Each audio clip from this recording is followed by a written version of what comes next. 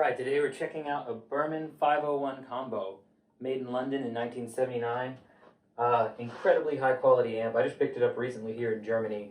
It's full of Mullard mustard caps, super nice custom wound, big giant transformers. I just kind of have it barely cracked open in here so I don't distort my mic too much. We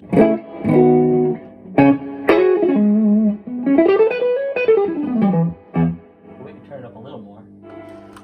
It's got 3 cascading gains on the front, and I think this makes it just about the most versatile amp I've ever played through. I've noticed some people kind of have a hard time figuring out what to do with this thing, but you got to dial it in with your ears and just ignore your eyes completely. The EQs are super powerful, and they sort of lie in the same ranges as like the slider EQs on a Mesa. And because it's got cascading gain and a similar EQ, it gets compared to a Mesa a lot, but you can cop way more tones out of this in my opinion. So you can hear I've got a Fender style clean dialed in here.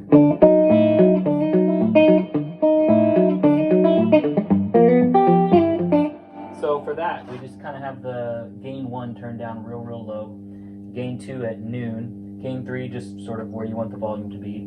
The low is real powerful. We can actually turn that up a little bit more to 7 to get it even more sort of in the blackface Fender cranked range.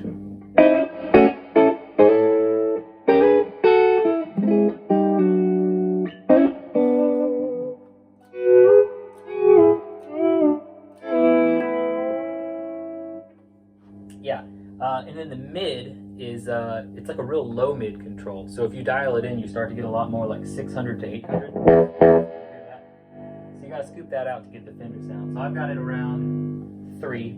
The treble is kind of like a high mid, like up near the 3K, in between 2 and 3K. So that starts to get real British and bitey. Presence is more like in the 6 to 7. So it just sort of adds some air that you need to get sort of a Fendery tone.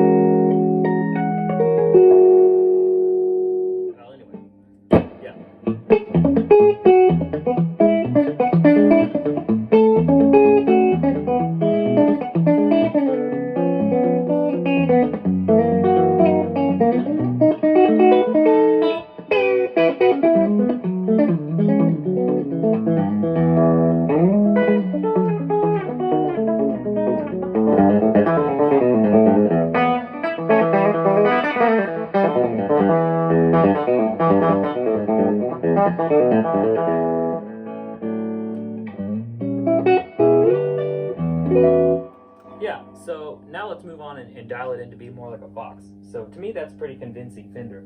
So for the Vox, I'm going to turn the bright switch on. I'm going to leave gain 1 pretty low, but I'm going to turn gain 2 up more. So I may need to turn gain 3 down a little bit, we'll see. We're going to bring the bass back because gain 2 sort of starts to add a lot more fatness, so you want to dial that out with the bass. So we'll start with it at noon. Then we're going to bring the mids back in, put that at noon. And then I'm going to bring treble up a little bit and bring the presence back to kind of counteract the brightness of the bright switch. So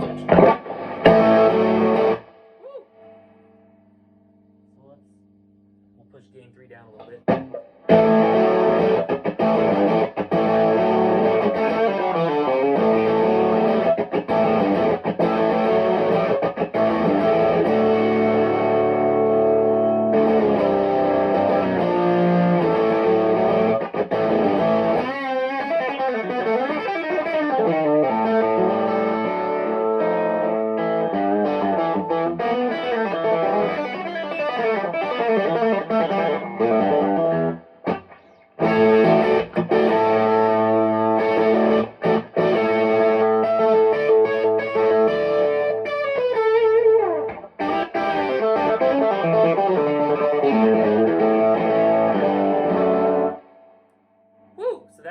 absolutely floored Vox. So we can actually probably bring some gain back, get it a little more transparent, maybe even bring in some lows, although that's not a very Voxy thing to do.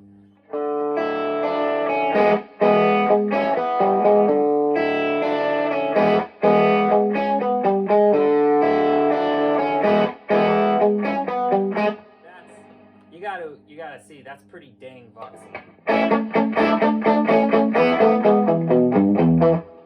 And that tone just lives in this amp, and you can just dial it in. If you know what the cascading gains are doing and what the EQ is doing, you can get just about any freaking sound out of this amp.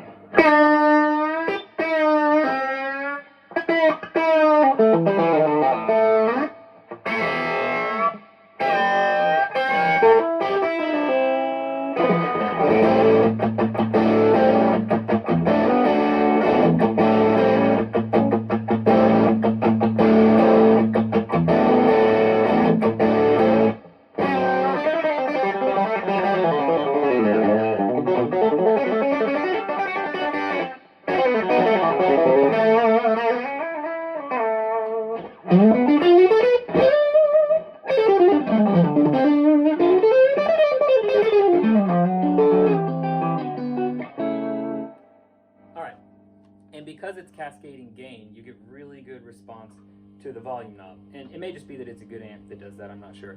But check this out. So we're just doing like... Bring it back a little bit. Just immediate response.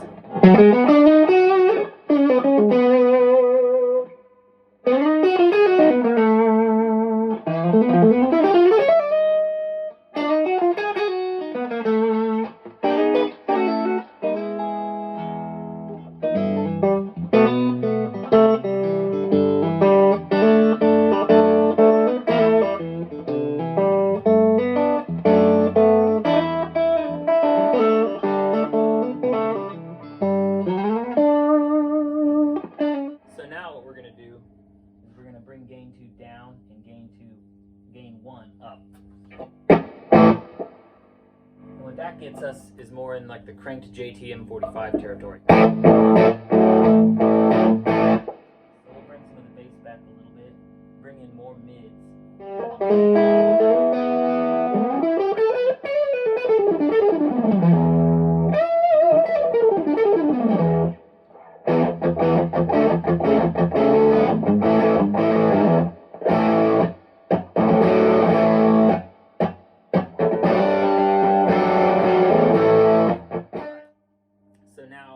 Compared to a Mesa a lot, and I'll show you why. Because if you crank both gains pretty high, you get a crazy, crazy fat sort of Mesa style drive. But with the bright switch on, you kind of get the chirp of a Dumble.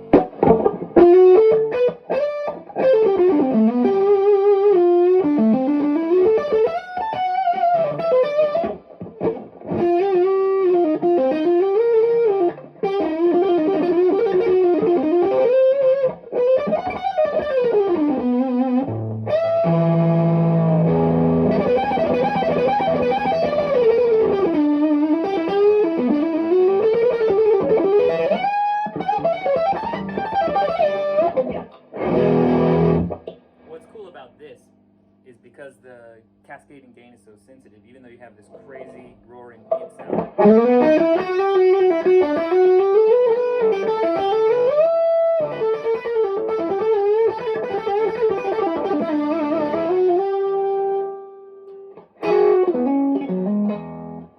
Turns right back to a jangly sort of Vox style.